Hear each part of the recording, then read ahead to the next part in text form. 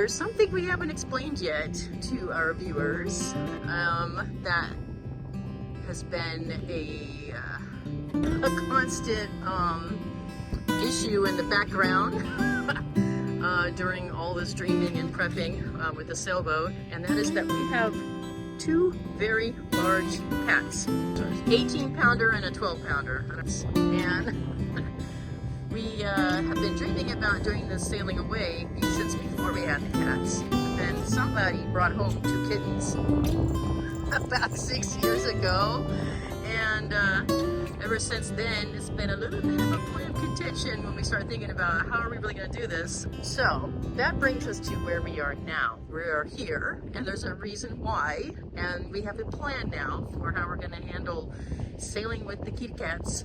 It's definitely a lot more challenging logistically having two cats on the boat. There'll be a time of the season when we're going to get off the boat, you know, put the boat up somewhere and get off the boat, go back San Diego and check in with family and, you know, do other holiday stuff and whatever. Just be off the boat for a little bit and then come back. Well, now because we have two cats, we really can't travel with public transportation in Mexico with cats. They're just, and well, especially our two cats, because they are crazy when they get into a cat carrier or something. They just meow like crazy. They freak out. They crap themselves in the cat carrier. It is just not good. They don't. Not a time I feel like recording. Maybe this might help explain our future problem with our cats. We've got one in the kennel right now who just has been consistently meowing like that and even louder for, we left at 6 a.m. It's now almost 10, 4 hours straight.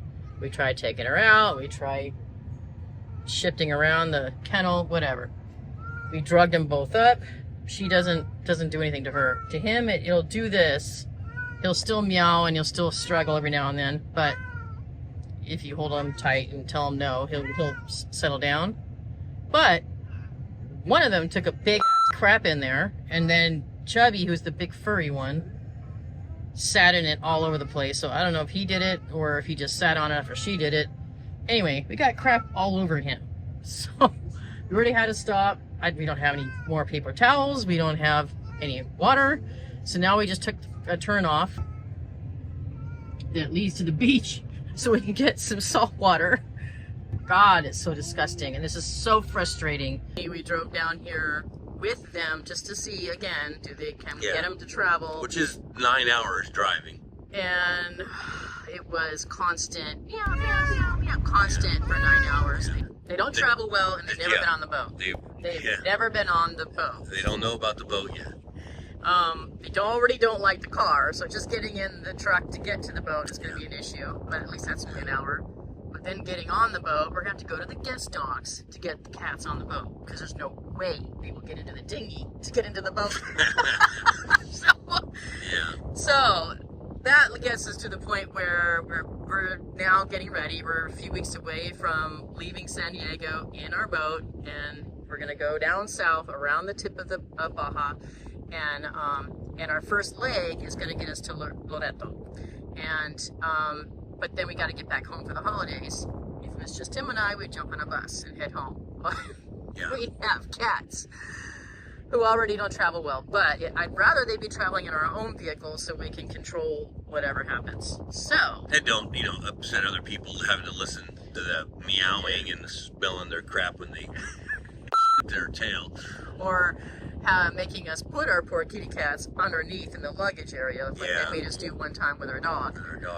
So we have now decided that we kind of have a plan between now and next summer, whenever next hurricane season starts, of what we're doing, and we're doing 3 legs. We actually take the boat somewhere, stop, go back home, come back, take the boat somewhere else, go home, come back, and then take the boat again somewhere else. So we have a general plan for those 3 legs, and it entails now leaving a truck on this side of the Sea of Cortez and also on the Baja side, and then also on the mainland side. We got 2 vehicles. We got Thank God we have still leftover vehicles from Tim's working days. So we have 2 beater trucks. One's going to be left in Loreto, and one is going to be left in Puerto Peñasco, which is on the opposite side of the sea. And that one will be there ready for us when we pull the boat out to do a bottom beat. It is down to maintenance. Yeah. So these cats have no idea what's coming. I don't know how they're gonna. I don't know. We'll find out. We'll find out how they do in this first leg, and then if it's really, really bad, then we're gonna have to find somebody who can be a house sitter and a cat sitter. And yeah, I don't know how that's gonna happen, but we'll figure it out. If they kind of adjust and get used to it, well, then they'll just suffer during the rides to the boat, and then once they're on the boat, hopefully they'll get into some kind of a rhythm or routine or whatever. Anyway, so introducing our cats. We have 2 cats. 2. The chubby one is called Chubby.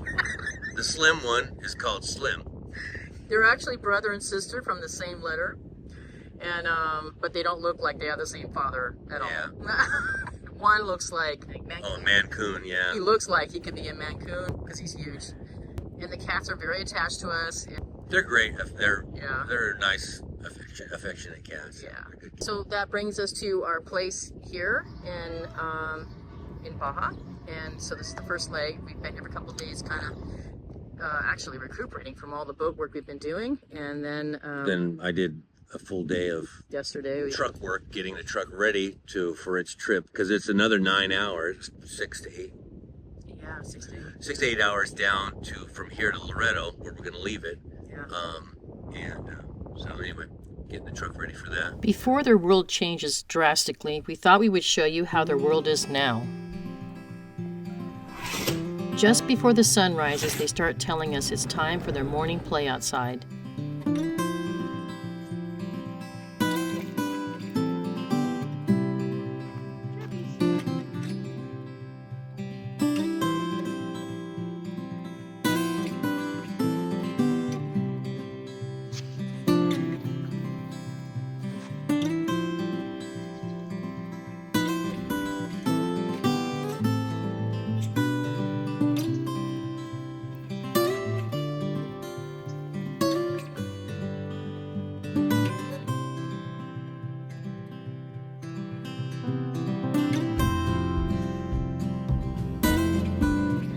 Slim, who is motivated by food, tells us when she is done playing and wants back inside so she can have her treats. Chubby waits on the patio to be carried in because he is motivated by love. They always line up, Chubby on the left and Slim on the right. Then they bunker down for a long, luxurious nap until dinner time.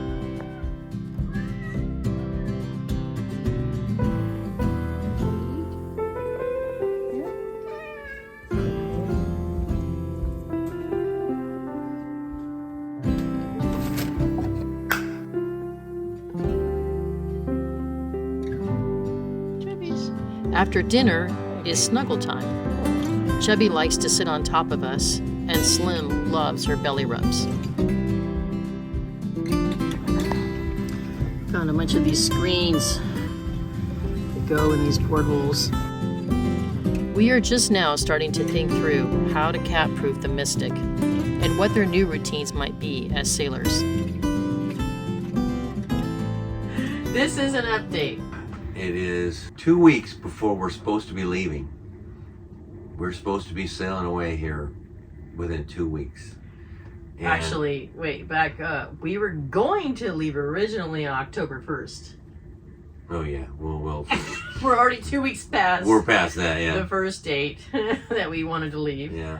And now we have let ourselves have the target date of another 2 weeks from now, which is sometime in the week of October 27th. So the reason why we are not leaving yet, well, there was a lot of hurricanes going on down south, so we kind of had to wait for those. But while those hurricanes were going on, we were struggling and busting our ass getting a whole bunch of stuff done here on the boat, and we still have a whole bunch of stuff to do. So the big projects that we're in the middle of right now is this Victron whole entire system. Which is the solar arch. Yeah. Like, we built the arch, but we didn't connect the panels into the batteries, So it's into the alternator, all that stuff. It's just a really big upgrade for this old boat. So to do this upgrade, we're talking about lithium batteries, all new battery cables, much larger battery cables, all new Victron 3000 inverter and charge controller and AC side controller, plus MPPTs, 3 of those, 1200 watts of solar, a DC to DC controller, battery protect system, new alternator, 120 amp alternator, Which was with all new a cables to that. surprise expense, by the way, and that was very big expense. So anyway, there's just a ton of stuff going on all at once. Yeah. And, you know, some of these things like the battery doesn't fit where batteries are meant to fit in this boat because they didn't have these batteries back then. So anyway, so the whole thing, and we're on a mooring ball. So I've got to get all the equipment here. And then, you know, that's a big feat. It's been a balancing act trying to figure out how to get things from the dinghy onto the swim step, which thank God we have that. And then from the swim step into the boat, and then there's where do I put all this equipment on the boat? Yeah. There's just a ton of new equipment that this boat doesn't have. Well, I mean, a lot of the old boats didn't have space for it because it didn't exist then.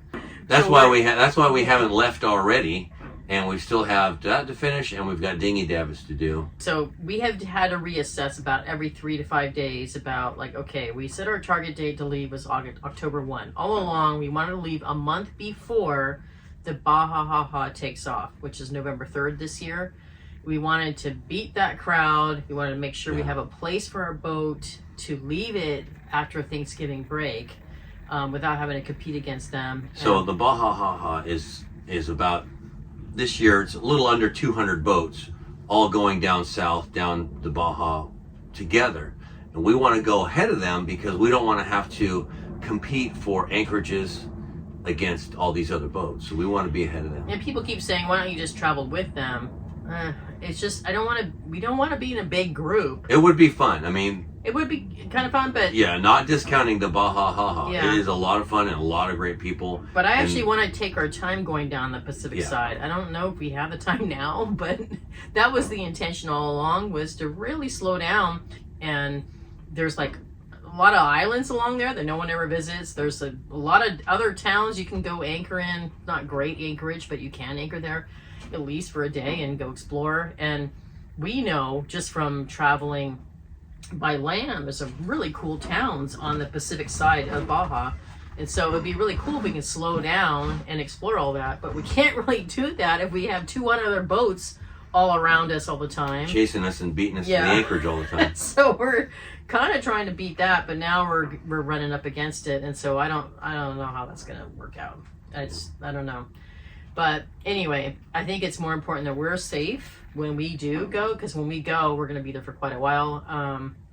And we've thought through which projects are going to be the most important to accomplish when we do actually embark. And one of them obviously is power. We want to make sure we always have our own power. We don't have to rely on getting power from shore or whatever. Then the dinghy davits, we know because we have a house in Mexico and we've traveled to Mexico for the last 30 years. We know that dinghies get stolen and or their motors get stolen. It just happens every once in a while. And so, and we can't afford for ours to get stolen, you know, so a dinghy davit obviously would make sense because we can pull it up out of the water every night and more secure for the boat. And anyway, we are stressing because we have some basic there's so many other things we would love to get done that we are not going to. We've already crossed off the list as not being absolutely necessary. And we're down to like power and something to do with like some solution for our dinghy. And then we had to start provisioning. Like we had to start figuring out food and storage and food and spares and spare parts and all that tools. stuff. Yeah, everyone's been asking, when are you leaving? When are you leaving? Well, we wanted to have already left, but we are still working on projects. It's kind of been actually nice that there's been a few hurricanes down there because it gave us a good excuse for Yeah. not leaving.